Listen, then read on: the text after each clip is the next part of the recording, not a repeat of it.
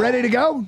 I am. Gator, you receive for the NFL version. All right, Gator, you ready, man? I am ready. All right, ready. It's your favorite player. All right, Zach Wilson. He's back, baby. He's back as a starting quarterback for the New York Jets. What the hell is going on over there? And was this the right move to bring him back? I mean, it was the wrong move to do what they've done. So is it right for them to bring it back? Yeah, it is.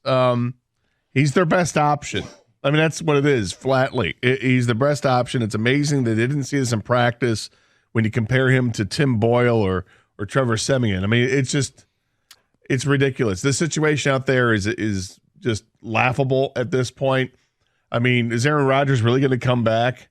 I mean, why would you come back to this mess and risk, hey, I just want to come back and show everybody my Achilles is good?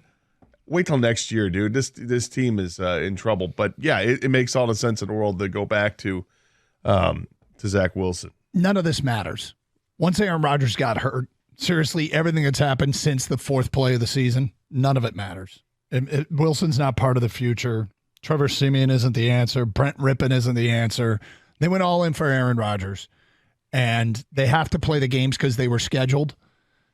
But in reality, none of this matters. Wilson's not going to be there very long, and yet none of it matters. And yet this is a team that beat Philadelphia and the Bills. They got good defense, man. Well, when they want to be. Here, personally, I thought they should have never gone away from Wilson, but that just tells you how little confidence they had in Zach Wilson. They see him every day, Gator. They see him in practice, and they were like, we can't win with this guy. Bring in Tim Boyle just to give us a different look, whatever.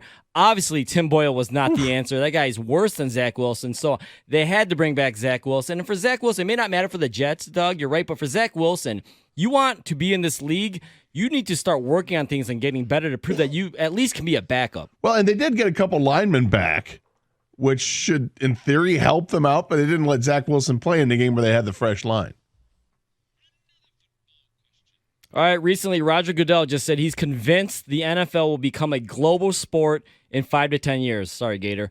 But what does this mean, Doug?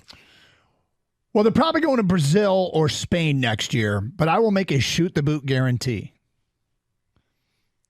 By 2033, I guarantee we'll have a Super Bowl in London. And it'll be the precursor to Mark Davis moving his Vegas Raider team to London. Because that's what the Raiders do. They just move around. Then they'll go back to Oakland 10 years after that. But it's the precursor to putting a team in London, is the Super Bowl shoot-the-boot guarantee next 10 years. Well, what it means is that they're going to have multiple teams in Europe. And, yes, there will be a team in London, but it'll be the Jacksonville Jaguars are going to go over there. But they'll have other teams there as well. What I'm curious about is, will the league – are they going to expand, or are they merely going to send teams over there?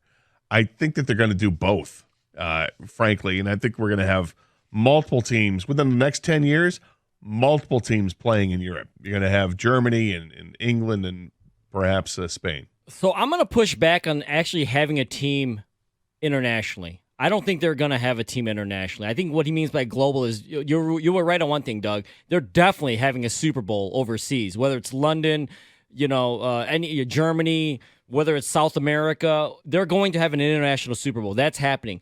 I think the more global thing means that there's going to be like a bunch of games during the regular season where teams are playing in London and Germany. That's what I think it means. I think he's going to go after the NBA model, where still the core of the league is here in the U.S., and I know they branch out to Toronto and Vancouver, but it's going to be in the U.S. They're just going to be playing a ton more games internationally, and especially the Super Bowl. They just want to grow it as far as TV viewership-wise. Oh, my man, it's going over the top there, yeah. The Patriots-Steelers game is this weekend, and the game has an over-under total of 30. It's the lowest total since 1993. You taking the over or the under? This is amazing. An NFL game where the over-under is 30. I mean, how many Iowa players are in this game? I'll take the under. Here's why. You got Zappy and the offense going against TJ Watt. Good luck with that. And then you got Trubisky taking on a team that's not the Lions. Good luck with that. I'll take the under. I'm taking the over because there'll be multiple pick sixes, scoops and scores. Offense is going to be a mess. Defense scores at least 2 touchdowns. I'll take the over. I got the under, and I got the Steelers winning 16-10. This is, you mentioned backup quarterbacks here, Zappe and Trubisky. The defenses are actually really good. I don't know if they're good enough to score, Doug, but I got the Steelers at 16-10. All right, Jason Kelsey said it on his podcast this week with his brother. He's over the tush-push talk. He can't take it anymore. He doesn't even care if they ban it. One last time, because he says they'll be effective no matter what. They got a good offensive line. They'll just do another quarterback sneak. But this is the last time. Should they ban it or not? So if I wanted to watch rugby, I would choose to watch rugby. I hate this play. It is the most aesthetically unentertaining play in football. So please ban it. It's just this massive humanity. You can't see the ball. I don't love the quarterback sneak anyway, but I'm not talking about banning that. I'm just talking about banning the tush push. I don't watch rugby, and I don't want to watch rugby. So why are we putting this rugby play in football? Ban it. Hey, everybody wanted more offense. What better way to get more offense to continue drives on 4th and 1 or 3rd and short? What better way to get more offense at the goal line? You do the tush push and you get the automatic 6 points. You want to stop it, then stop it defensively. Find a way to do it.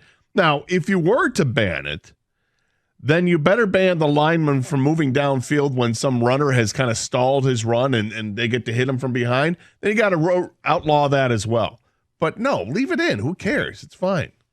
So just like with everything in sports, it's all about money, right? And all about money is all about viewership, and because this is entertainment value. So what's the entertainment value in this? It's going to be up to the fans personally. 0. If they don't like Hack-a-Shack, if they don't like the shift and all that stuff, they'll get rid of it because it's shift. about. He said shift. Yeah, I did say shift. It's all about viewership. Like I said, is it worth watching? As long as the fans don't mind, they should keep it. But I think it would end up banning itself because the quarterbacks are going to continue. If they're getting hurt through this, the teams just aren't going to do it because they don't want their star player getting hurt.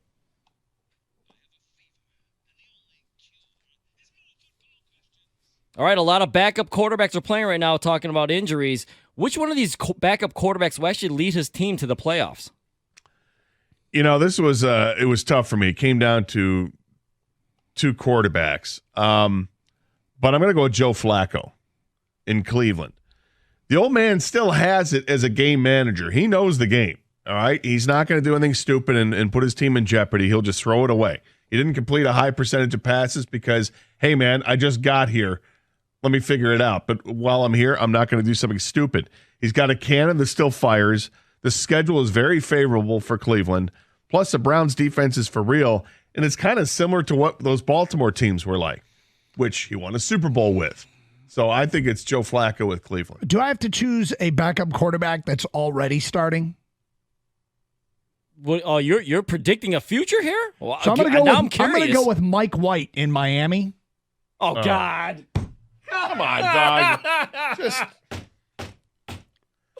I didn't even want to do the show with this guy anymore. Honestly, if I go with one that's starting, I'm going to go with Trubisky because Pittsburgh. I'll just take Trubisky. That's funny, Doug. Maybe this is recency bias, but I got Jake Browning. He looked really good, man. And when this confidence is there, they talk to him, and he says, listen, guys, every time I play, I win. I'm used to winning. I just haven't gotten a shot in the NFL yet. If Jake Browning can just continue playing like he did the other night, they're 6-6. The Bengals got a shot at this. They got weapons on offense. The defense can hold. If Jake Browning can play the role of Joe Burrow, and I know that's asking a lot, they can make the playoffs. All right, if the NFL adopted the college football 4-team playoff system right now, who would you be your 4 teams in the NFL to play for at all? Love this question. And I sat down and looked at all kinds of metrics, offensive and defensive rankings. Mostly I went with strength of schedule. Who's accomplished the most given who they have played? With that said, in the Rose Bowl, I've got the number 1 seed, San Francisco, with their top 5 offense and top 5 defense, and arguably the best win this season. Their win at Philadelphia, an opposing winning percentage of .531, which is the best amongst NFC contenders. So the top-seeded San Francisco 49ers will take on the 4th seed Jacksonville Jaguars, who are 8-4 with the toughest schedule so far amongst playoff contenders in the AFC. The Sugar Bowl matches up the 2-seed Baltimore. Again, a tough schedule, a number 2 total offense and top 10 defense. They've won 6 of 7 against the 3-seed Kansas City, who gets in over others based on a high strength of schedule played so far. So your 4 teams are San Francisco. The ones I just mentioned. Yeah, I know. San Francisco versus Jacksonville and Baltimore versus Kansas City. I've got San Francisco because just the way they're playing, they passed the eyeball test and the records are good enough to get them in the Final Four there. Eyeball test. Well, it's part of it for me. We're asking who the best team is. This is your 4, man. This is my 4. It's obvious why Doug left this team out because he hates Tua, but Miami belongs in there. Okay, they're clicking on all cylinders now. They've got everybody healthy and ready to go. They absolutely are one of the top 4 teams in football. Baltimore. Yeah, they do it with offense. They do it with defense. I mean, the quarterback is dynamic, but the defense really gets after you. And the 4th team, I wanted to find a way to let the Lions in here, and I was going to put them in over the Eagles, but I can't do it because the Eagles have wins over Kansas City and Miami. The Eagles belong in a Final Four ahead of our Detroit Lions, but way ahead of Jacksonville. Doug, the quarterback got hurt, so they can't possibly.